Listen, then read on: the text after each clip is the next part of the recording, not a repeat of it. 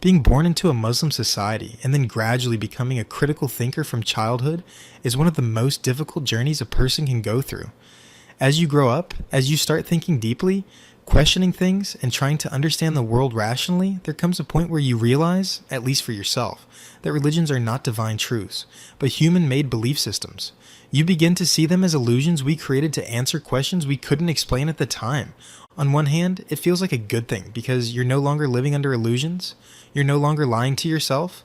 But on the other hand, if you are living in a Muslim society and you were born Muslim, this realization becomes a curse.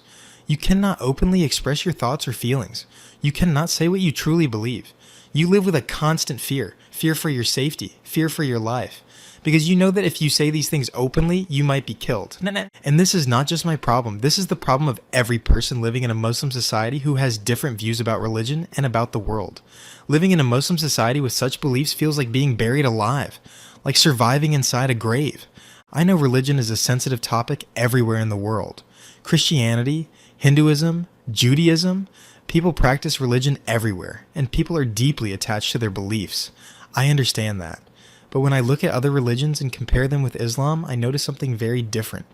In other religious societies, even if people have different opinions about religion, or even criticize it, they can openly express those opinions.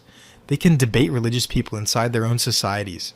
They can question ideas. Especially in today's world, those societies have evolved. There's a lot more freedom now. But Muslim societies are different. I am not talking about one specific Muslim country.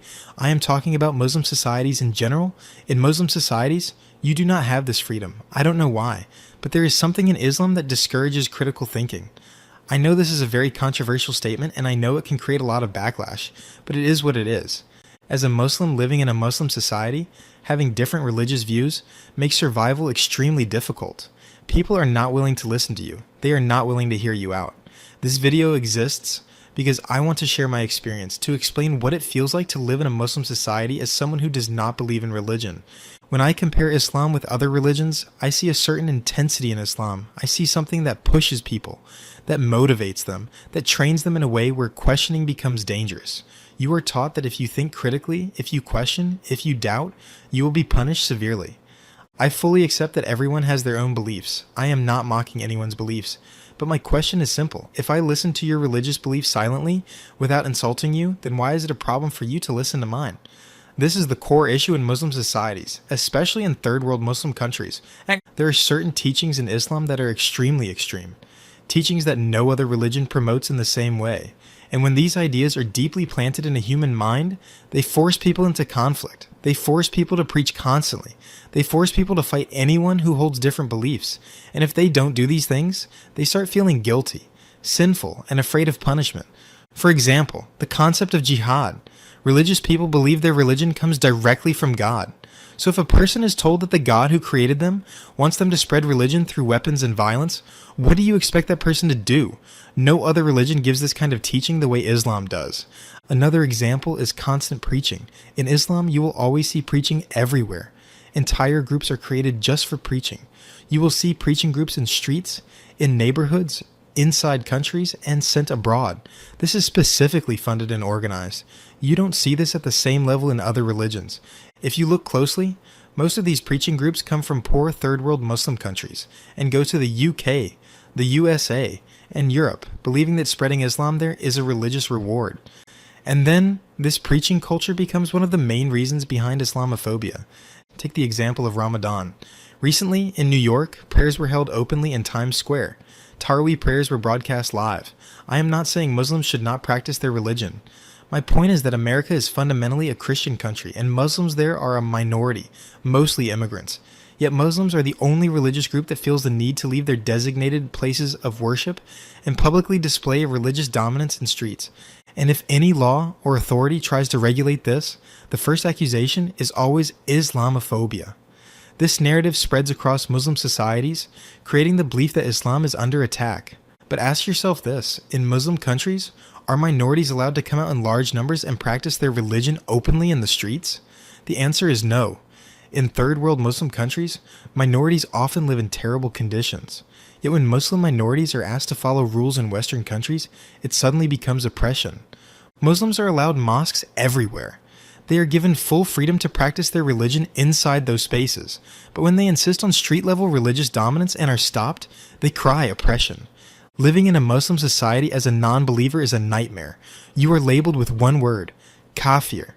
A kafir is considered worse than anyone else. Even your own family may turn against you. There's no real freedom in Muslim societies. No freedom in lifestyle, relationships, or personal choices. Women are forced into veiling from childhood until death, and this has massive psychological consequences. Men who grow up seeing women fully covered develop unhealthy perceptions. This contributes to rising sexual violence in many Muslim societies. Every action in life is controlled by religion: entering the bathroom, leaving the bathroom, drinking water, eating food, sleeping, waking up. Pray 5 times a day. Follow religious rules in every moment. If you don't, you are labeled a kafir. Societies are different. People are patient. They listen. They debate. Critical thinkers exist in large numbers because freedom of expression is not restricted by society itself. In Muslim societies, the government often cannot change things even if it wants to, because public pressure is too strong. Religion dominates everything. Minorities barely exist in Muslim countries, but Muslims exist in large numbers in non-Muslim countries. This is not a coincidence. Over time, preaching and jihad mentality has either eliminated minorities or forced them to convert. And when minorities do exist, they live with fewer rights, less dignity, and constant fear. We are living in 2026. The world is changing. Muslims need to ask themselves, why do we always think our religion is in danger? If God exists, He does not need humans to protect Him. When you tell your family you don't believe in religion, you expect understanding. Instead, they turn against you because Islam teaches that parents will be punished if their children leave religion. And Islam has some of the harshest teachings in the world. Punishments like stoning, cutting hands, death for apostasy. These ideas shape extreme minds. When religious militants emerge from Muslim societies, people blame the West. But no other religion produces militants at this scale, because no other religion has such teachings. Foreign powers may exploit this, but the foundation already exists in religious doctrine. Another weak argument Muslims use is that people of other religions should research Islam online and convert. But Muslims themselves don't convert after researching other religions. Everyone believes their religion is true. Oppression does not prove truth. Violence creates fear, not faith. There is also deep hypocrisy. Muslims support deportation of refugees in their own countries but cry oppression when Western countries deport illegal immigrants. I could go on endlessly, but I want to see your reaction first. I am not comfortable showing my face while saying these things. Living as a non-believer in a Muslim society is extremely hard.